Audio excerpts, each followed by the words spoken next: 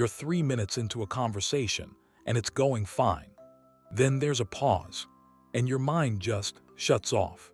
No words, nothing.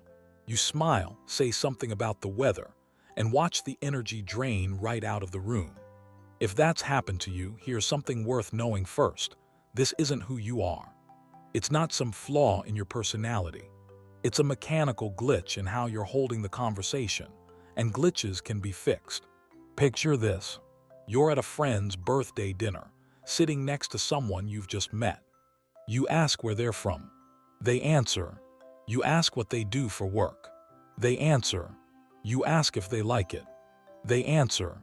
And now you're staring at your plate, mentally flipping through a deck of questions, trying to find the next one before the silence gets uncomfortable. Here's what's actually happening in that moment. You've turned the conversation into a quiz. One person asks, the other answers, and then it's quiet until the next question shows up. That's not a conversation. That's closer to filling out a form. And forms are exhausting for both people, but especially for whoever's holding the clipboard. That's you. You're holding the clipboard. No wonder you run out of fuel by the third question. So let's fix the actual mechanism, not just give you a list of better questions to memorize, because that's not the real problem. The first shift is small, but it changes everything. Stop only asking. Start adding. Say the other person mentions, I just got back from a trip to Italy. The clipboard version of you says, oh nice, how was it? Technically a question. Practically a dead end. Try this instead. React first, then add a small piece of yourself. Italy's been on my list forever. I've heard the food alone is worth the flight.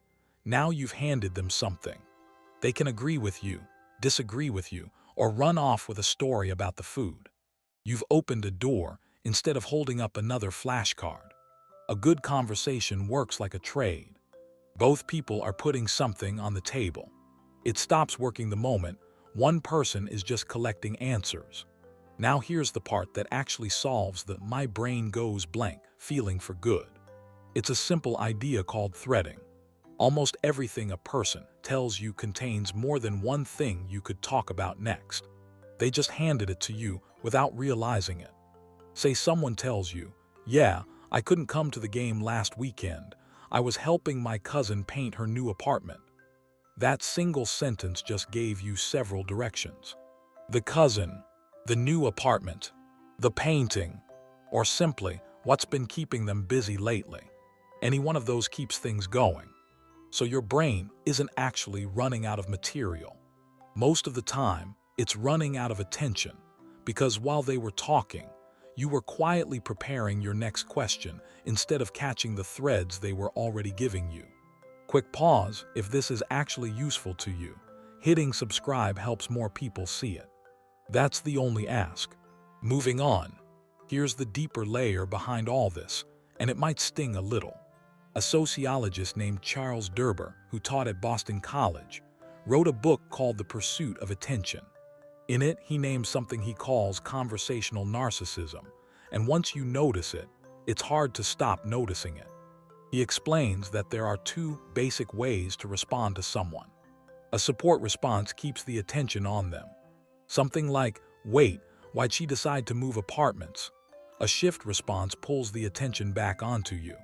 Something like, oh, I painted my place last year. It was a whole ordeal, let me tell you. Most of us fire off shift responses without even meaning to. And every time you shift back to yourself too soon, you cut their thread before it had a chance to go anywhere. The conversation has nowhere left to go, so naturally, neither do you. The fix is simple to say, harder to do at first. Support before you shift. Let their thread breathe for a moment. Follow it. Then once it's had some room, bring in your own story or reaction. Now you've got two threads alive in the conversation instead of zero.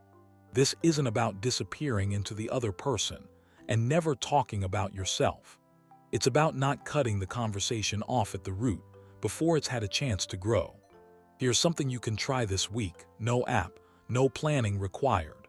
Give yourself one small rule for your next conversation. Before you say anything about yourself, Ask one follow-up about what they just said. Just one. It'll feel a little slow and deliberate at first. That's fine. Keep doing it anyway. You'll likely notice the silences start to disappear, simply because you've stopped cutting threads before they grow. Once that starts to feel natural, mix your own stories and reactions back in. That's the point where you stop sounding like you're conducting an interview and start being someone people actually enjoy talking to. So here's the real takeaway. You don't run out of things to say because you're boring. You run out because you're interrogating instead of trading, and shifting instead of supporting. Trade statements instead of just firing off questions. Follow the threads people hand you. Support their story before you bring in your own. Do that, and that awkward cliff in the middle of a conversation stops showing up nearly as often. And once you can keep a conversation alive, there's a next-level question worth asking. What makes someone the kind of person people actually want to keep talking to? That pull some people have that's hard to put into words. That's a separate skill, and it's just as learnable. I go through exactly how that works in another video, right on your screen now. Worth a watch before your next conversation catches you off guard.